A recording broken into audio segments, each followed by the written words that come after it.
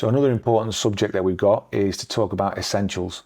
Now this is things that are relevant on every course, but we're going to show you more how it applies in obviously cave diving. Now we've got ascents, breathing, your buoyancy. We've got descents, using different types of exposure suit, dry suit, wet suit. We go into, you know, how one can be better or worse for you, the different things to consider. We talked a lot about needing to pee and relieve yourself and how much of a stress that can be. Then we go into different types of actual finning techniques, the different fins you might use. As a cave diver, you're going to need to have probably the highest level of ability there. What comes really important is your breathing rates, you know, things you can do to improve the breathing rates.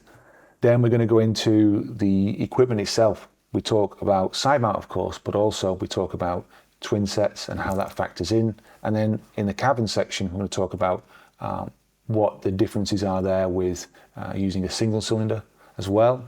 We've got really important things that are trim checks. This is obviously very important for divers, because what we tend to find is that the beginning of a dive might be nice, but then if people are struggling towards the end, they're having this light cylinder effect, especially if you're using aluminum cylinders, and it tends to be a problem for people in Mexico. And we'll talk about the sweet spot, what you're really looking for. Yeah, sure.